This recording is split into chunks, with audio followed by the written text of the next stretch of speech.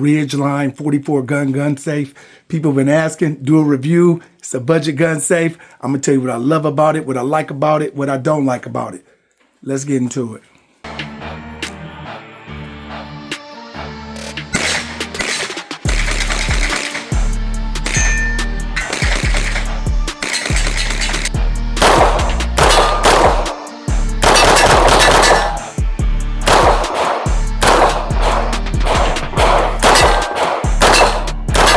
YouTube, what up, though? Blinks go bang. We're gonna run it back with a real quick video. Like always, straight to the point, no time wasting, man.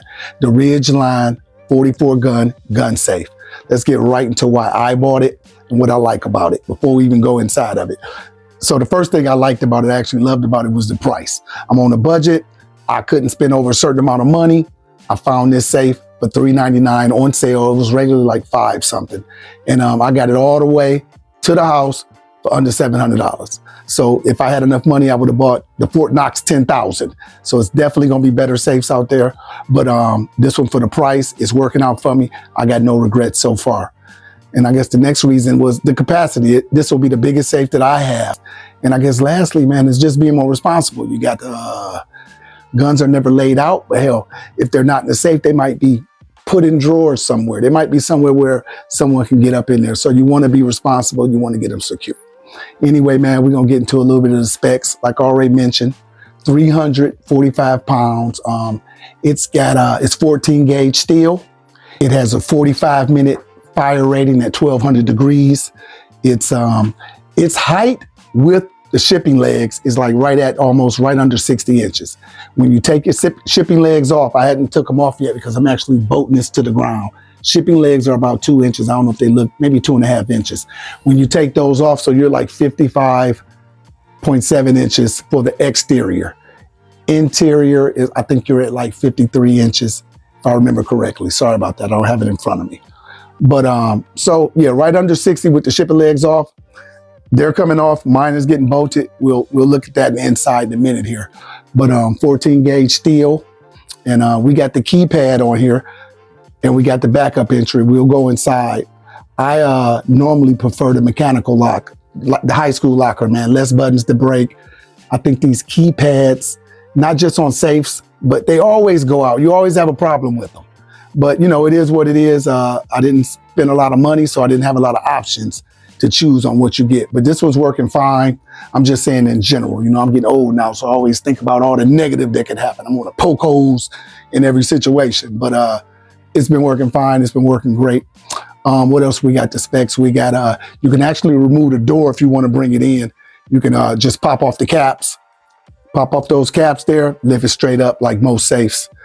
I also added LED lights in the inside because it was pretty dark. That was an easy install. I'll put the lights in the description. The lights are a 5-star for sure. That was something that I needed. When I opened it up, it was just too dark for me. Anyway, let's get ready to go inside, man. We'll check it out. I'll show you the 2 ways of entry. Let me get set up for that. Okay, you got your keypad. In the event your keypad doesn't work like most of the other safes, you can just pop this off right here. It's a little twist and pop. And you can put your backup key in there. It comes with 2 backup keys. Let me get this thing back on. Okay, it comes with 2 backup keys. And so that's how you'll get in the event this thing goes out. All right, let's open him up here. Turn your handle, open him up. Already did my code for my pad. I'll make another video about setting up the code. It was super easy, so I figured I didn't want to waste y'all time with that. But you open up. Okay, I got motion lights. That's what you're seeing pop open. Now this is what sold me. We're gonna go through everything in here, but this is what sold me. Let me get a little more room. I like the pistol pockets that it had. You could hold 14 pistol pockets and you got 1 little pocket. I do wish I had another normal pocket to maybe hold some different things, but I got more pistols than I'm gonna have long guns ever because I'm not into hunting and all that stuff. I like pistols and maybe long big pistols, but that's one of the main things that sold me. I was back and forth between the Winchester and this one. Winchester was a little more, had about 30 more pounds on this one, but had less room for the pistols. But anyway, like I said earlier, we'll go straight to the bolts first. This is where you'll bolt it in at, and this is where I'm going to bolt it in at. It's 4 of these right here. You can see that. This is not the place where it's going to stay, but I just put it here for now.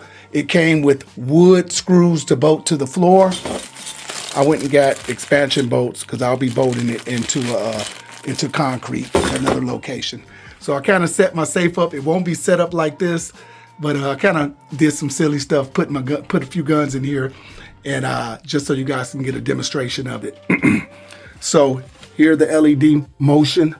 These are the lights that I installed. Like I said, I'll link those. That was easy to install. And without them, you could still see obviously, but it wasn't as good. Now, off the back, you're not getting 44 gun safe. I don't feel like you're getting 34 guns in here, or 30 guns, 14 on the pockets. But I don't feel like you're getting 30 guns in there comfortably. You know, maybe you can. They'll be scratching each other up. You might want to, maybe you got gun socks, maybe you do stuff like that. But I wouldn't think that I can get 30 in there comfortably if you had long guns. But hey, you know, however, whatever suits you. Maybe you can, you cram them in, whatever. I wouldn't. I would need more space. So when you see 44 guns, that's kind of deceiving to me. You got I got 3 shelves down here, well, 2 shelves, and then I used the floor. This shelf came with it, so you can obviously put a shelf in like that. I would move that gun, and you know, you can put stuff on top of there. You got an opening up here for your long gun. And I would say this thing is made pretty good, man. It's solid. Nothing feels raggedy on it with your shelves and all that stuff. I think it's pretty good. I will mention one thing I did not like about the pistol pockets, and I looked at a couple more safes, and these pockets are kind of little. If you want to put a gun in below the pocket, let me move stuff around a little bit. For instance, I notice if I got a gun up here, if I got a gun above and then I'm trying to put one in, it's not a lot of room. These pockets are very little. They are well made. I thought they might have been kind of cheap when I was looking on the website. They're well made, but it's kind of like you don't have enough room to go in or out. So you got to do all this finagling. You finally get it in. Eventually, is that going to rip off? I don't know. That was one thing that I did not like about this thing. And then the same way in reverse to get it out. Now I can do it, man. I don't even want to spend this much time. I'm on my way to the range, or I'm going out somewhere. I want to get my pistol up out of here and move. So that's one probably small thing I did not like about it. But other than that, man, overall, I think it was a good purchase for me. Like I said, for the price point. But in conclusion, again, I would say I think it's pretty good, man. You got any questions or comments? Hit me up with it. Tell me what you think. Tell me I should have got the Fort Knox 10,000. If you give me some money, I'll go get that. But other than that, man, this Blings Go Bang, man. I'm out, man. Everybody have a good one.